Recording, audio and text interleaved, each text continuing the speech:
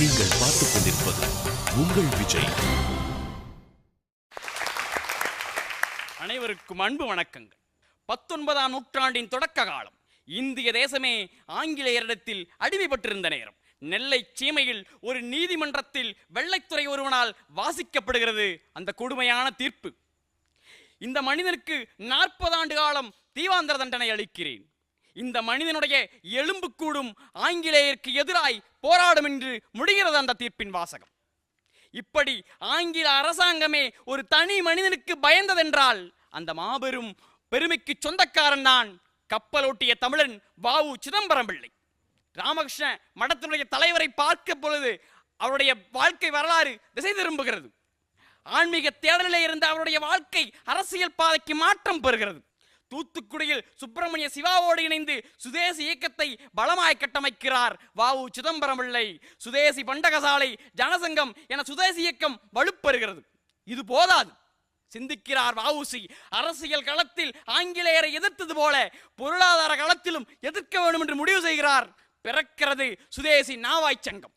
சொன்னதோடு மட்டுமல்லாமல் கப்பல்கள் வாங்க பம்பாய் புறப்படுகிறார். 2 கப்பல்களோடு தூத்துக்குடி துறைமுகத்தில் இறங்குகிறார் அந்த கப்பலோட்டிய தமிழன். இந்திய வரலாற்றிலேயே நம்முடைய தொழிலாளர் போராட்டம் இந்த நிமிடத்தில் அந்த காலத்தில் தான் அரங்கேறுகிறது. அப்படிப்பட்ட போராட்டம் நிகழ்ந்தது வ.உ.சியின் கைதை எதிர்த்துத்தான். தூத்துக்குடி தொழிற்சாலையில் இருக்கிற தொழிலாளர்களை எல்லாம் ஒன்றிணைத்து ஒரு வேலை நிறுத்தம் செய்து அறப்போராட்டம் செய்து அந்த வெள்ளை முதலாளிகளை எதிர்த்து வெற்றி பெறுகிறார் வ.உ. சிதம்பரம். இப்படி எண்ணற்ற போராட்டங்களின் காரணமாக வெள்ளை அரசாங்கம் தமிழகத்தின் கம்பீரத்தை கம்பி சிறைகளுக்குள் அடைத்து வேடிக்கை பார்த்தது. கொதித்து எழுந்தது தமிழினம். 40 ஆண்டு கால தண்டனை அவருக்கு 4.5 ஆண்டுகளாக குறைக்கப்படுகிறது. தமிழக மக்கள் கண்ணீரோடு அவரை சிறைக்கு வழி அனுப்பி வைக்கிறார்கள். 4.5 ஆண்டு கால சிறை. கோவை மத்திய சிறையில் சணல் கயிறு திரித்த இயந்திரத்தை இழுத்தும் செக்கை இழுத்தும் வாடி வதைபட்டு போகிறார் வ.உ. சிதம்பரம் பிள்ளை. மத்திய சிறையில் அந்த செக்கை பார்க்கிற பொழுதெல்லாம் அந்த செக்கை இழுத்த அந்த மனிதனுடைய வேதனைகளை நினைத்து நெஞ்சம் பதறிப்போகும். எல்லாம் முடிகிறது. விடுதலையாகிறார் வ.உ. சிதம்பரம். எந்த தேசத்து மக்களுக்காக தன்னுடைய சொத்து சுகத்தை எல்லாம் இழந்தாரோ அந்த தேசத்து மக்கள் அவர் விடுதலையாகிற பொழுது அவரை வரவேற்க வரவில்லை, மறந்து போனார்கள். அவரோடு குடும்பத்தோடு 4 நண்பர்கள் மட்டுமே அவரை வரவேற்க சொல்கிறார்கள். சென்னையில் கழிகிறது அவருடைய வாழ்க்கை. வறுமையிலே வாடி போகிறது. லண்டன் மாநகரத்து மாபெரும் மனிதர்களை எல்லாம் மண்ணை கவ்வ வைத்த அந்த மாமனிதனால் தன்னுடைய மளிகை கடையை திறம்பட நடத்த முடியவில்லை. விடுதலை போரை நிகழ்த்திய அந்த மாமனிதனால் தன்னுடைய மண்ணெண்ணெய் கடையை நிர்வகிக்க முடியவில்லை. வறுமையில் வாடுகிறார் வ.உ.சி. அதோடு நோய்வாயும் பட்டு போகிறார். தன்னுடைய மரணிக்கிற காலம் வருகிறது. அதை தெரிந்து கொண்ட வ.உ.சி. தான் மரணிக்கிற பொழுது தமிழ் கவிதைகளை கேட்டுக்கொண்டே இறக்க வேண்டும் என்கிறார். அப்படியே இறந்தும் போகிறார். அப்படி அவர் தேவாரத்தையோ திருவாசகத்தையோ கேட்டுக்கொண்டு இறக்கவில்லை.